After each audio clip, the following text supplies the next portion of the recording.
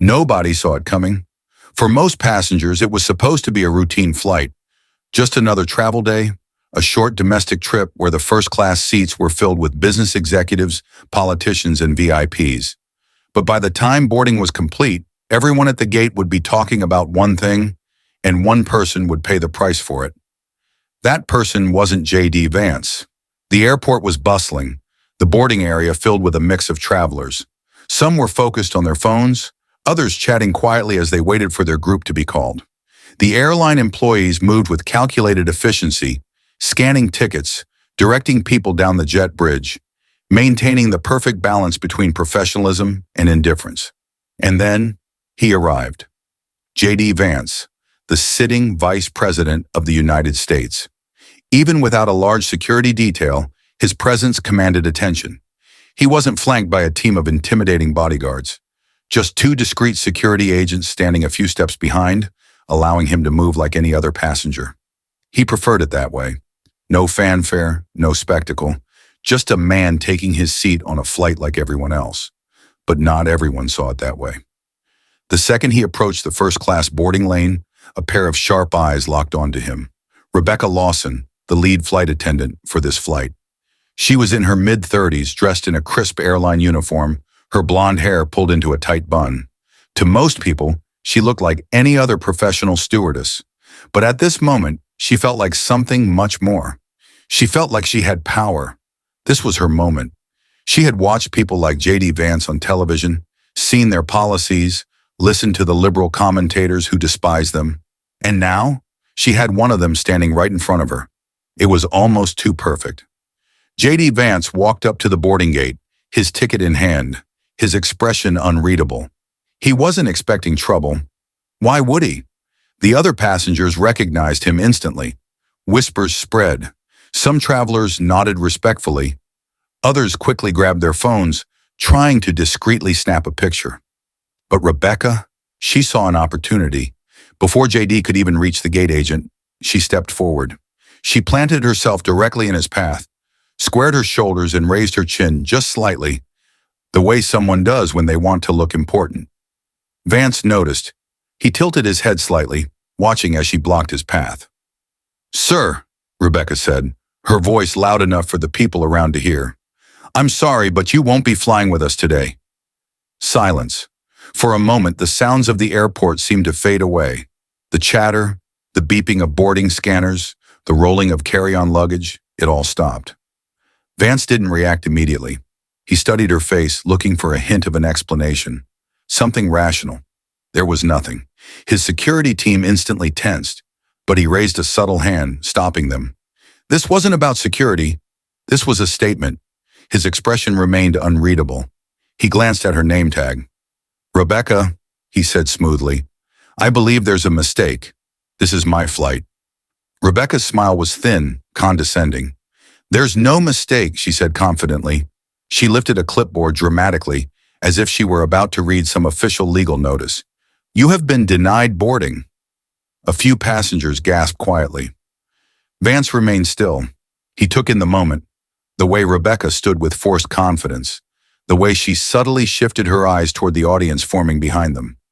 She wanted them to see this. She wanted them to witness her moment. He exhaled slowly. "And why is that?" Rebecca straightened her posture, her smirk widening slightly. "We reserve the right to refuse service to passengers who might cause distress to the flight crew or other travelers." Her voice dripped with sanctimony. Vance nodded slowly, as if considering her words carefully. "And what exactly makes you think I would cause distress?" Rebecca didn't hesitate. "I think we both know why," she said with a smug, knowing look. Oh, that was it. That was the moment the air changed. It wasn't about a ticketing error. It wasn't about policy. It was personal. JD Vance knew it. The passengers watching knew it. Rebecca knew it too. But she didn't care. She was relishing this. Vance's security team shifted slightly, but he still didn't let them intervene. He slowly tilted his head. His voice didn't rise, didn't waver. Instead, it remained low, steady, and dangerously calm. "Do you understand what you've just done?" he asked simply. Rebecca smiled wider, mistaking his tone for submission. "Sir, I'm enforcing policy. she said. If you have an issue, you can take it up with management. She gestured lazily toward the airline customer service desk, several gates away. She wanted him to walk away. She wanted him to admit defeat. She wanted this to be her victory. Vance nodded once. Okay. He took a single step back, then another, and then he turned and walked away. But what Rebecca didn't realize?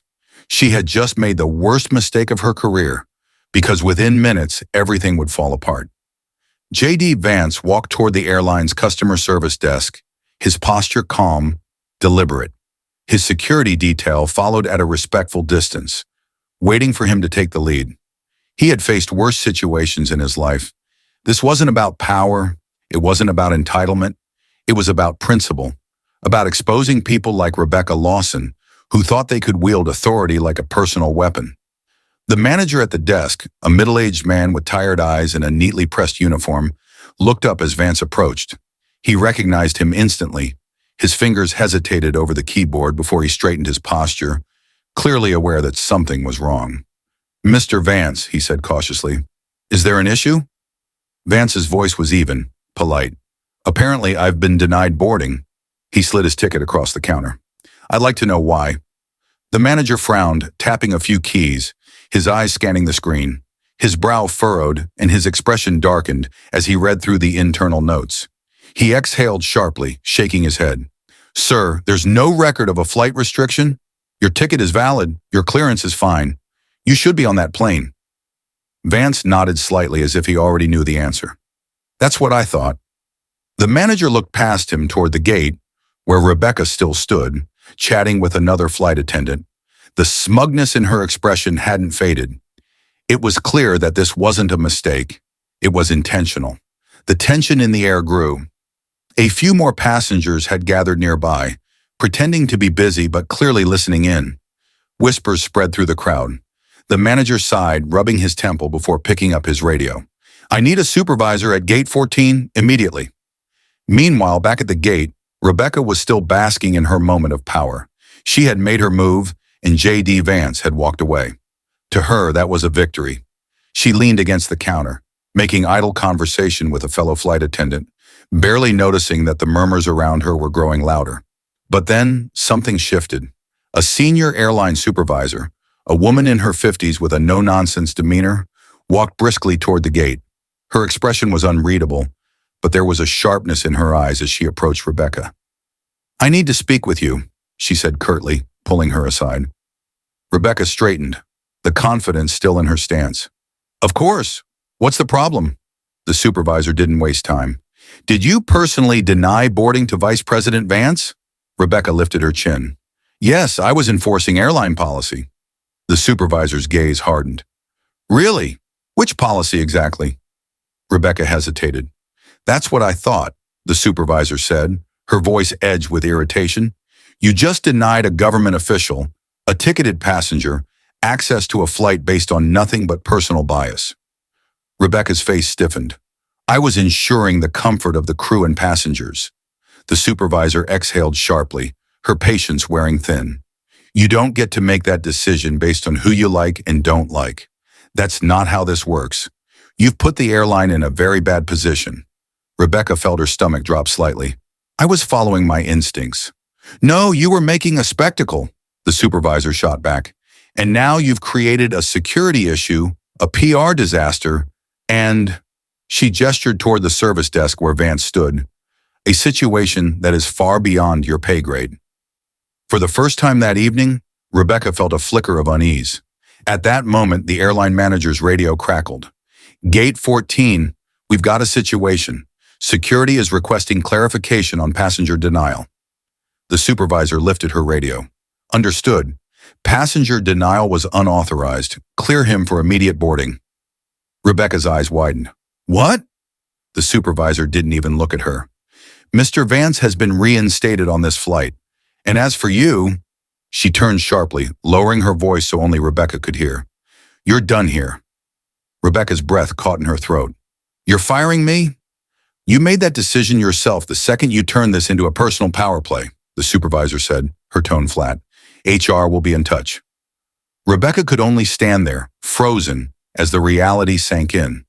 Meanwhile, back at the service desk, the airline manager turned to Vance, his expression now a mix of regret and professionalism.